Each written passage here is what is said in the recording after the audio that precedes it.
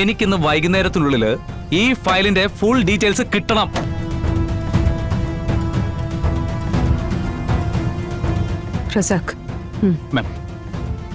Madam വിളിച്ചപ്പോ ഒരു man missing കേസിന്റെ കാര്യം പറഞ്ഞിരുന്നല്ലോ. ഡീറ്റെയിൽസ് ഇവിടെ വരുമ്പോ പറയാമെന്നും പറഞ്ഞിരുന്നു. 6 മാസത്തിനുള്ളിൽ ഈ സ്റ്റേഷൻ പരിധിയിൽ നിന്നും കാണാതായവരുടെ എല്ലാ കേസുകളും എടുത്ത് പരിശോധിക്കാൻ ഞാൻ ഓർഡർ കൊടുത്തു കഴിഞ്ഞു. മാഡം കയറി വരുമ്പോ ഞങ്ങൾ ആ കാര്യം സംസാരിച്ചുകൊണ്ടിരിക്കുകയായിരുന്നു. അല്ല, ആരെയാ കാണാതായെന്ന് പറഞ്ഞത്? പരിചയമുള്ള ആരെങ്കിലും ആണോ?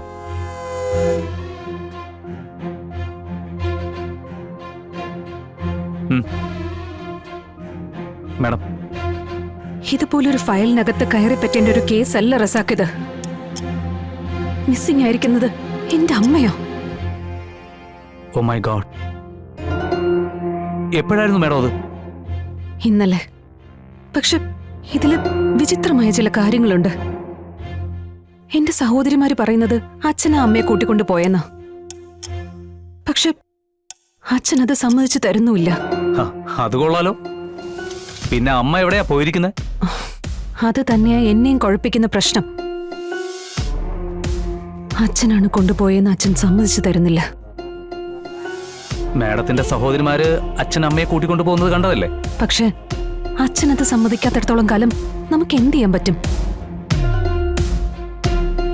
വല്ലാത്തൊരു പ്രതിസന്ധിയിലാ ഞാൻ. ആര് പറയുന്നതാ സത്യം, ആര് പറയുന്നതാ കള്ളം, എനിക്കൊന്നും അറിയില്ല.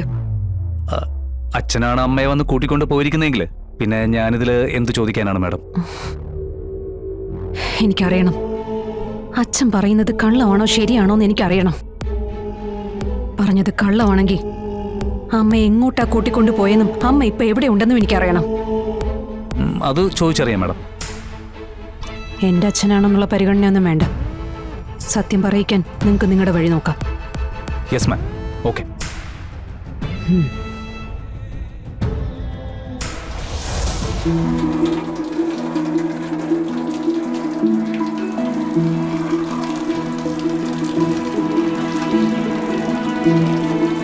വിളിച്ചേട്ടാ, ചായ. ശിവ, ചായ.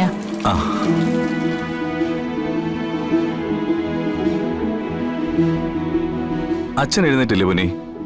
സാധാരണ ഈ സമയത്ത് പുറത്തു വന്നിരിക്കുന്നതാണല്ലോ. ആളെ എഴുന്നേറ്റിട്ടുണ്ട്, പക്ഷെ വലിയ ഗൗരവത്തിലാ.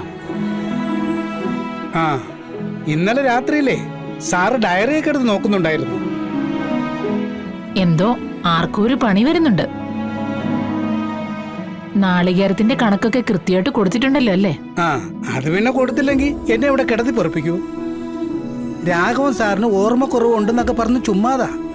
കണക്കിന്റെ കാര്യത്തെ കാശ് അങ്ങോട്ട് കൊടുക്കാനുള്ളതാണെങ്കിൽ മുടിഞ്ഞ ഓർമ്മയാ.